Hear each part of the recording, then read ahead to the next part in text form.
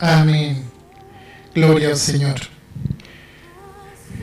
Hemos venido abordando un tema, mejor dicho, hemos estado examinando una carta del Nuevo Testamento, la carta de Santiago, la cual, como hemos dicho, tiene esta gracia de que nos permite poner el Evangelio en términos prácticos. Y creo que eso es muy importante porque muchas veces escuchamos predicaciones que son muy alentadoras, predicaciones que son muy profundas y que uno dice que bueno poder tener la oportunidad de escuchar esto, pero luego, ¿y cómo lo hago? ¿Cómo lo llevo a la práctica? ¿Cómo bajo esto a mi andar diario? Y lo que hace Santiago es eso. Toma la grandeza, la profundidad del Evangelio, que quizás podría parecernos abstractos, pero entonces lo lleva, ¿no es cierto?, al día a día, a la vida cotidiana. Y hoy nos corresponde entrar allí al capítulo 5. Vamos a leer los primeros 6 versículos del capítulo 5 de Santiago. Dice la palabra del Señor de la siguiente manera: Vamos ahora, ricos, llorad y aullad por las miserias que os vendrán. Vuestras riquezas están podridas y vuestras ropas están comidas de polilla. Vuestro oro y plata están enmohecidos, y su moho testificará contra vosotros y devorará del todo vuestras carnes como fuego. Habéis acumulado tesoros para los días postreros. He aquí clama el jornal de los obreros que han cosechado vuestras tierras, el cual por engaño no les ha sido pagado por vosotros. Y los clamores de los que habían cegado han entrado en los oídos del Señor de los ejércitos. Habéis vivido en deleites sobre la tierra y sido disolutos. Habéis engordado vuestros corazones como en día de matanza. Habéis condenado y dado muerte al justo, y él no os hace resistencia. Hasta ahí leemos la palabra del Señor.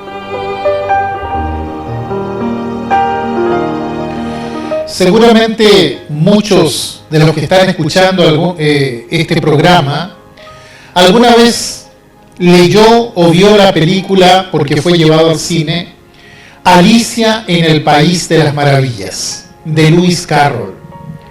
Bueno, allí aparece un simpático personaje conocido como el sombrerero loco. Una persona que realizaba acciones absurdas, extravagantes. Ahora, por supuesto, cabe la pregunta de ¿por qué el autor puso a este personaje en la historia? Bueno, porque en aquel tiempo, en Inglaterra había un refrán que decía: estás tan loco como un sombrerero. ¿Pero por qué? Porque hubo un tiempo en que la gente solía usar sombreros. Bueno, y los sombreros usaban fieltro. Y para trabajar el fieltro se debían usar derivados del mercurio. Y entonces estos productos terminaban alterando neurológicamente al artesano que estaba en contacto permanente con ellos. Y por supuesto ellos no sabían que se estaban intoxicando con esto. La gente en su simpleza decía: se volvieron locos, nada más. Pero era consecuencia de un envenenamiento, una intoxicación. El sombrerero terminaba intoxicándose y alterando su conducta con esto, y resulta que ellos no se daban cuenta, pero sí se daban cuenta los que estaban alrededor de ellos. Claro, porque no se puede manipular un veneno sin contaminarse. Y por eso en un laboratorio, cuando hay que trabajar con sustancias tóxicas, se toman medidas de seguridad pautadas en un protocolo. Porque no es cuestión de meter una cucharita adentro del arsénico como si nada. Porque uno puede causar un desastre si lo hace. Todo lo que es la manipulación de veneno debe hacerse con mucho cuidado. Ahora, Cuando uno observa el pasaje que leíamos, uno puede sacar una similitud entre el dinero y la manipulación de sustancias tóxicas, venenosas. Y si pudiera ponerle un título a este pasaje, le pondría el veneno del dinero. Porque el dinero, el amor al dinero para ser más precisos, es como un veneno en la vida de las personas. Un veneno que poco a poco se va metiendo adentro de la persona y la persona no se da cuenta de lo que está sucediendo. Como el sombrerero loco, todos los de afuera se dan cuenta de su locura excepto él. Así también lentamente el veneno del dinero se va infiltrando y alterando la vida social de la persona, su vida familiar, su sensibilidad humana y lo que es peor, va alterando su vida espiritual. Es decir, el dinero, el amor por el dinero, empieza a alterar todas las cosas. Y no solamente altera a la persona en sí, sino que a todo su círculo social y familiar. Todos empiezan a quedar bajo el influjo de este veneno, y sobre este tema habló Jesús muchas veces. En el Sermón del Monte, por ejemplo, fue muy claro cuando habló sobre el perjuicio que ocasiona el amor al dinero. Jesús toma la riqueza y la personifica cuando dice en Mateo 6:24, ninguno puede servir a dos señores, porque o aborrecerá al uno y amará al otro, o estimará al uno y menospreciará al otro. No podéis servir a Dios y a las riquezas. No se puede servir a Dios, y en el original no dice a las riquezas, como traduce nuestra Biblia, sino que usa el término mamón. ¿Y quién era Mamón? Mamón era un dios falso que se adoraba en la cultura fenicia. Los fenicios eran grandes comerciantes del pasado, acumuladores de riquezas, al punto que se decía que Tiro, su ciudad capital, estaba empedrada de oro por la cantidad de riquezas que tenían, y ellos atribuían toda esta fortuna a su dios Mamón. Y Jesús dice, cuidado, no se puede servir a dos señores. Y menciona a Dios, el Señor del universo, y al Dios del dinero y las riquezas que se llamaba Mamón.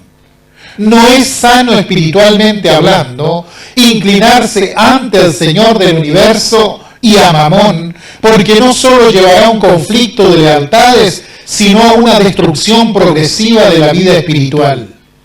Ahora, si miramos las parábolas de Jesús, muchas de ellas tienen como detonante el dinero. Muchas más de lo que nosotros pensamos. Por ejemplo, la parábola del buen samaritano. Él fue asaltado, ¿para qué? Para arrebatarle su dinero. La parábola del hijo pródigo, pidió su herencia y se fue de su casa. La parábola del rico insensato que pensaba satisfacer su espíritu a costa de su dinero.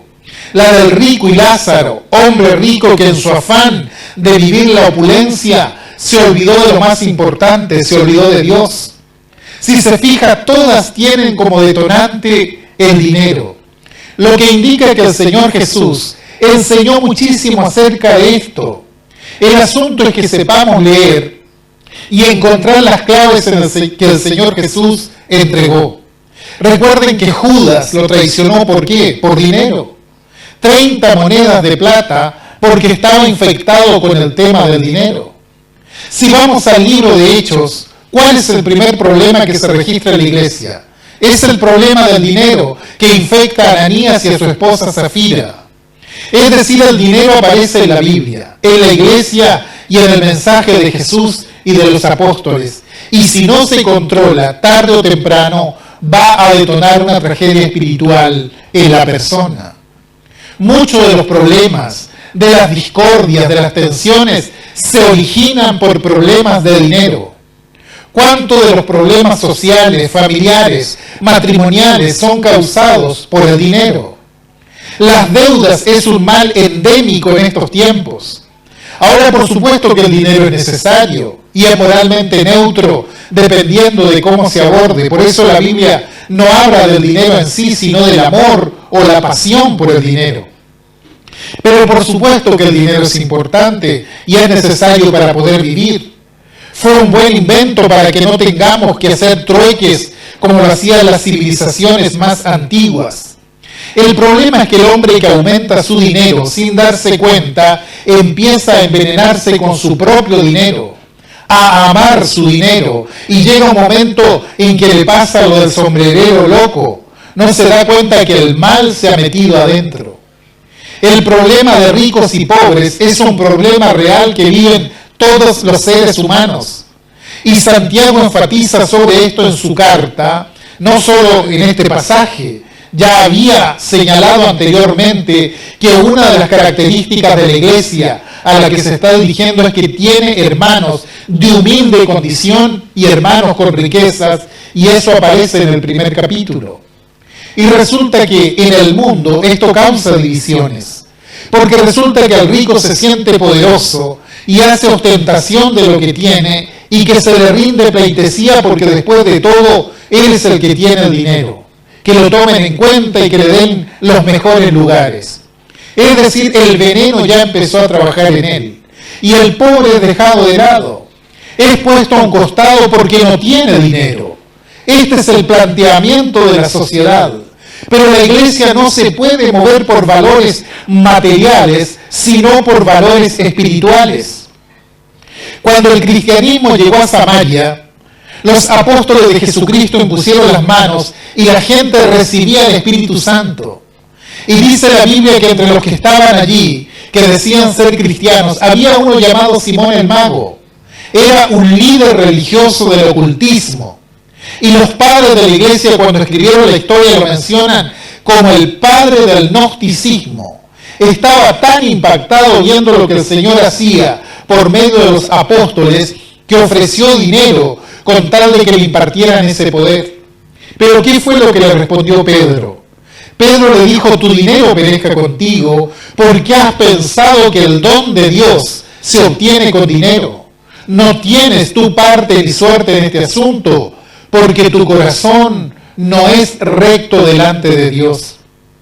Le estaba diciendo que la iglesia no se mueve por valores materiales, sino por valores espirituales. Esto es muy importante tenerlo en cuenta si no queremos construir iglesias clasistas.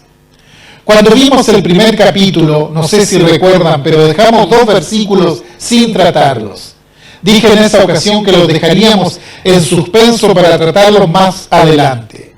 Son los que dicen: el hermano que es de humilde condición, gloríese en su exaltación. La versión popular de la Biblia dice: el hermano de condición humilde debe sentirse orgulloso de ser enaltecido por Dios.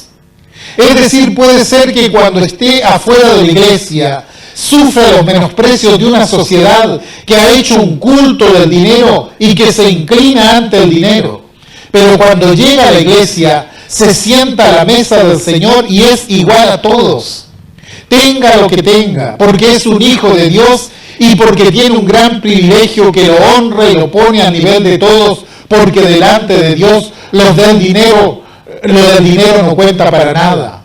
Lo que se maneja delante de Dios son los valores espirituales. Por otro lado dice: pero el que es rico en su humillación, porque él pasará como la flor de la hierba. Y refuerza esto en el primer capítulo poniendo un ejemplo, que cuando sale el sol con su calor abrasador, la hierba se seca, la flor se cae y perece su hermosa apariencia. Así también se marchitará el rico en todas sus empresas. Está diciendo: mire usted que cree que su dinero lo pone en un pedestal. Lo que tiene no sirve para nada, porque todo eso va a ser disipado. No esté orgulloso de lo que tiene. Piense que lo que tiene es absolutamente pasajero, que no permanece, que no tiene ningún valor espiritual. En el segundo capítulo, Santiago trata el tema de la parcialidad y dice que llega una persona vestida bien a la iglesia y la reciben y la ponen adelante, y otro que no está tan bien vestido le dicen: váyase a un rincón. ¿Se acuerdan de ese pasaje? Lo hemos meditado juntos. Es una grave falta de espiritualidad. Lo señala como una manifestación de grosera carnalidad. En el cuarto capítulo, que lo vimos hace poco, Habla del tema de la presunción. Los que enceguecidos por los negocios dicen, vamos a ir a tal ciudad, vamos a comerciar, vamos a comprar, vamos a vender. Y Santiago a los padres les dice, basta, si Dios quiere podrán hacer esto o aquello, y los pone en su lugar. Pero llegamos al 5º capítulo y dice algo como, el pobre agrándese cuando esté en la presencia de Dios, y el rico achíquese cuando esté en la presencia de Dios. Ya dijo todo lo que tenía que decir en cuanto a no discriminar por dinero. Hay que pensar en cómo obra la voluntad de Dios. Pero ahora llega el momento más duro, cuando se lanza directamente a hablar y le habla al rico y le hace un tremendo llamado al arrepentimiento. En vista de los juicios de Dios que caerán sobre ellos, les dice, tengan cuidado con esto. ¿Por qué? Porque el dinero envenena y ustedes ya están envenenados. ¿Recuerdan al joven rico que se acerca a Jesús? Aparentaba espiritualidad. Se acerca a Jesús y le dice, Maestro, ¿qué debo hacer para poseer la vida eterna? Pero su corazón estaba envenenado por el dinero. Y el Señor sabía esto y le dice, bueno, vende todo lo que tienes y dalo a los pobres y sígueme. Y se fue triste porque tenía muchas posesiones. Lo que quiere decir que el veneno estaba en su sangre, estaba metido dentro de él, no se había dado cuenta, pero el sombrerero loco de la historia, el hombre al que lo estaban sacudiendo el dinero, no se daba cuenta de lo que estaba pasando con él. Entonces Santiago dice, tienen que arrepentirse de varias cosas. En primer lugar, hay que arrepentirse de acumular riqueza. La riqueza en tiempos bíblicos la acumulaban de 3 maneras, que las menciona Santiago aquí. Primero como grano, el cual se acumulaba en grandes silos y servía como moneda, era una riqueza acumulada. Otra forma de acumular riqueza un poco extraña para nosotros era la riqueza de los vestidos. La ropa era muy costosa y entonces porque era muy costosa se heredaba. En los testamentos se ponía tal traje para tal persona por el costo que tenía. Y entonces se invertía en ropa. Y una tercera forma, y que se usa hasta el día de hoy, es la acumulación de metales nobles como el oro o la plata. Ahora, como ustedes saben, cuando acumulamos cosas, el tiempo hace su efecto. Los grandes silos para almacenar granos deben ser removidos constantemente, porque al podrirse el grano se acumulaban gases y podía estallar como una bomba, lo que indicaba que no se podía tener el grano guardado por mucho tiempo. Por otro lado, la ropa que había en el closet y se dejaba allí en el verano para ocuparla en invierno, resulta que cuando la van a ver puede estar apolillada, apercancada por la humedad, y Santiago habla de esto. Han guardado tanto grano que se le ha podrido y sus vestidos están apolillados porque no los usaron y el oro y la plata están enmohecidos. Ahora alguien puede decir que es imposible que el oro y la plata se corroan porque son metales que no se oxidan. Entonces, ¿por qué dice Santiago que están enmohecidos? Lo que está diciendo en definitiva es que la acumulación de riquezas irrita a Dios. Dios está en contra de esa acumulación enfermiza que se está viendo en este tiempo, donde la gente junta y junta mucho más de lo que puede gastar y de lo que necesita para vivir. Y lo junta y sigue juntando hasta que tiene fortunas tremendas que le alcanzarían para vivir él y toda su familia por 5 o 6 generaciones tranquilamente. Bueno, si usted no lo sabe, esto está sancionado por Dios, sancionado duramente por Dios. Fíjese en el libro de Isaías que dice, ay de los que juntan casa a casa y añaden heredad a heredad hasta ocuparlo todo. ¿Habitaréis vosotros solos en medio de la tierra? Ay de los que tienen más de lo que necesitan. Ese afán de acumular más y más. Yo veo esas empresas internacionales que han comprado el agua en nuestro país, por ejemplo, extranjeros que no le alcanzó con lo que tenían en su país y pusieron su dinero acá porque debo tenerlas todas, debo acaparar todo. Ha llegado a mis oídos de parte de Jehová de los ejércitos, Dice Isaías que las muchas cosas han de quedar asoladas, sin morador las grandes y hermosas ciudades. Es una enfermedad caer en las garras del dinero. Y resulta que algún día se les va a acabar. Y aquel que usufructuaba tendrá que agachar la cabeza viendo el desvarío al que le condujo su avaricia. Lo lamentable de todo esto es ver que lo que ocurrió hace 2700 años atrás sigue pasando el día de hoy. El problema del dinero sigue envenenando a las sociedades. Acá dice Santiago, habéis acumulado tesoro para los días postreros. Es decir, ya tienen cubierta toda la vida y hasta la eternidad. Habéis acumulado, no piensan en abrir fuentes de trabajo, no piensan en beneficiar al necesitado. Es el gran egoísmo del mundo de hoy que está dejando a tanta gente en la miseria.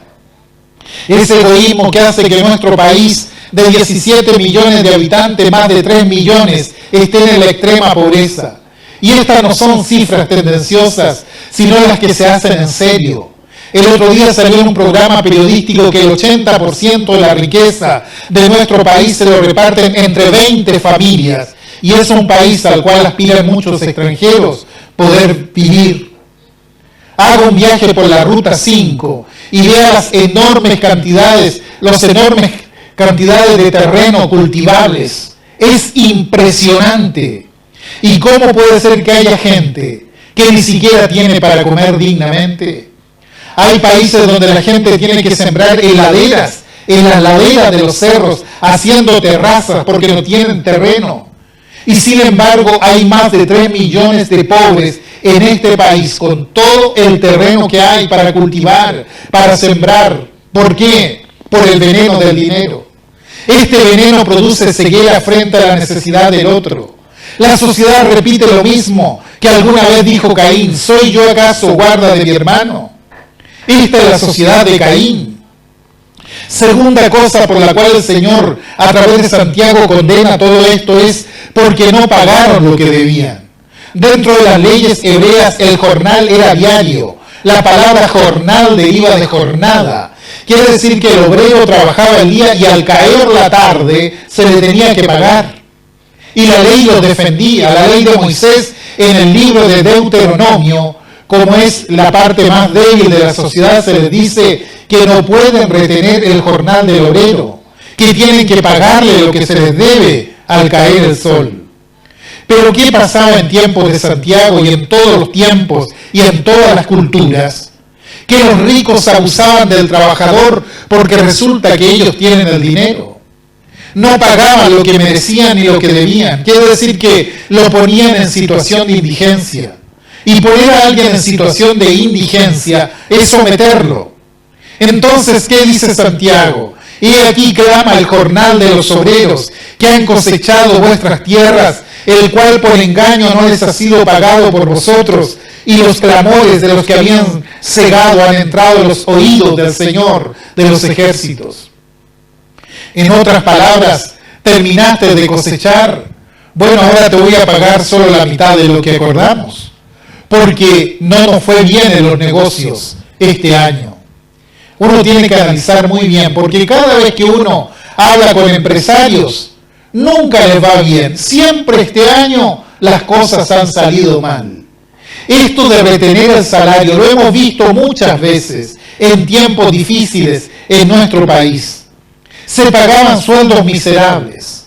Pensemos en el salario mínimo que ganan miles de obreros en nuestro país, sujetos a regímenes estrictos, y no pueden soltar la pega, el trabajo, porque ya hay otro interesado en ocuparla. Una encuesta decía el otro día que este último año cayó el porcentaje de desempleo abruptamente a raíz de la pandemia, entre otras cosas. ¿Dónde queda la dignidad del ser humano? Y en tiempos de inflación, de crisis económica, los empleados muchas veces retienen el sueldo de sus trabajadores para ganar intereses. Y resulta que el obrero no puede hacer nada, porque si presenta su problema en la inspección del trabajo, la justicia, que es muy lenta, le significará esperar muchísimo más. Entonces debe llegar a un arreglo extrajudicial. Probablemente no pasa ahora en nuestro país, pero pasó y pasa en otros países de Latinoamérica. abusos. ¿Por qué? ¿Para qué se usa el dinero que no se le paga al obrero? Para vivir lujosamente, para divertirse, para toda clase de pecado. Lo dice Santiago. Habéis vivido en deleites sobre la tierra y sido disolutos. Habéis engordado vuestros corazones como en día de matanza. El amor al dinero es veneno para el alma. Cayeron en la avaricia. Llega el momento en que tienen, pero quieren tener más. Tengo que ganar, y si gano un peso más, entonces soy mejor comerciante, soy mejor empresario, soy mejor economista, pero no pienso en el otro, porque no me interesa si el otro tiene o no tiene. Por último, dice el Señor, porque atentaron contra la vida. Habéis condenado y dado muerte al justo, y él no os hace resistencia. Por supuesto, no se refiere a la muerte real, se refiere a una muerte simbólica, a los que lo privaban del fruto del trabajo. En los libros morales de los hebreos se decía que quienes privaban de lo elemental y retenían el salario de su prójimo, le estaba dando muerte. Y cuando Santiago dice, habéis dado muerte al justo, está hablando en ese sentido. Y usted sabe que todo esto tiene consecuencias a largo plazo. Cuando usted llega a la jubilación, claro que tiene consecuencias. En aquel tiempo, mayor aún, cuando se había pervertido la justicia, no había leyes sociales, no había gremios en aquellos tiempos. Y este pasaje es muy importante, porque así como la Biblia habla en contra de la vagancia y en contra de la pereza, condena esto de la misma forma.